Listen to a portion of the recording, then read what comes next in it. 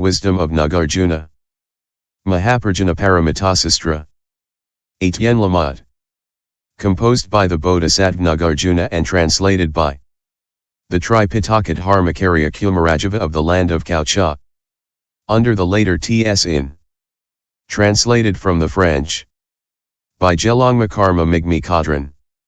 Chapter 13. The Buddha Fields. These bodhisattvas took possession of an infinite number of Buddha fields by means of their aspirations.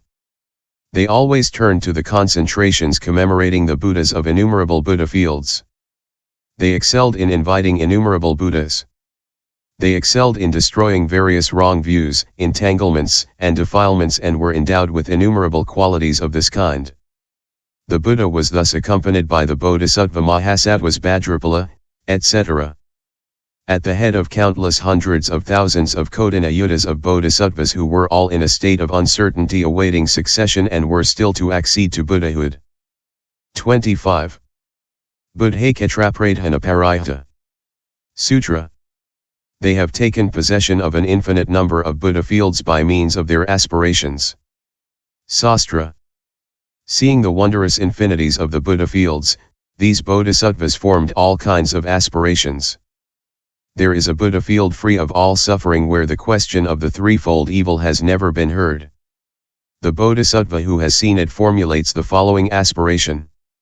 When I will be Buddha, may my field be thus free of all suffering, and may the threefold evil never be heard of there. There is a Buddha field adorned with the 7 jewels which is always bathed in clear light although it has neither sun nor moon. The bodhisattva who has seen it formulates the following aspiration.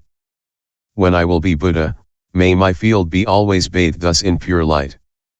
There is a Buddha field where all the beings practice the 10 wholesome actions and have great wisdom, where garments, coverlets, and food appear at will. The bodhisattva who has seen it formulates the following aspiration. When I will be Buddha, may beings in my field also find garments, coverlets, and food at will. There is a Buddha field where the pure bodhisattvas have the physical appearance of the Buddha with his 30 major marks and his brilliant light. Where there is no question of Sravakas or Pratyeka Buddhas and where women are completely absent. All the inhabitants follow the profound marvelous path of the Buddhas, travel in the 10 directions and convert all beings. The bodhisattva who has seen it formulates the following aspiration. When I will be Buddha, may the beings in my field be like this. This is how the bodhisattvas aspire to and attain all the marvels of innumerable Buddha fields. And this is why the Sutra says that they have acquired an infinite number of Buddha fields by means of their aspirations. Question. But by virtue of the purity of their conduct and their actions, the bodhisattvas automatically obtain good rewards. Why must they first aspire to them in order to obtain them later? A farmer who has grain, must he still wish for it? Answer. Merit is ineffective without aspiration. Making the aspiration is the guide that leads to the result. In the same way, metal casting requires a master, the crude metal itself being formless. Thus the Buddha said, some people cultivate the limited merit of generosity or morality, but are ignorant of the law of merit. Learning that there are wealthy happy people, they always think about them and endlessly wish for similar happiness. At the end of their life, they will be reborn among wealthy happy people. Others cultivate the limited merit of generosity or morality, but are ignorant of the law of merit.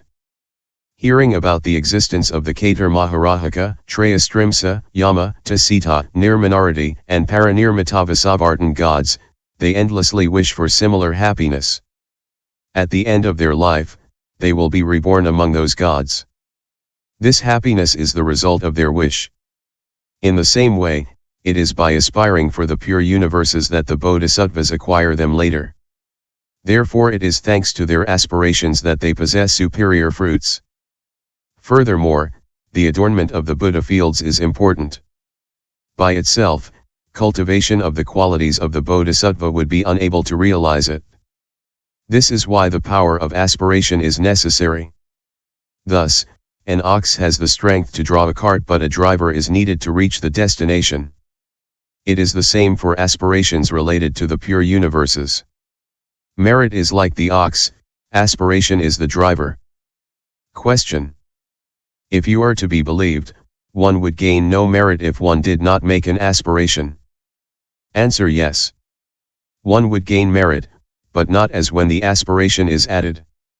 If one thinks endlessly of the goal, the merit increases. Question.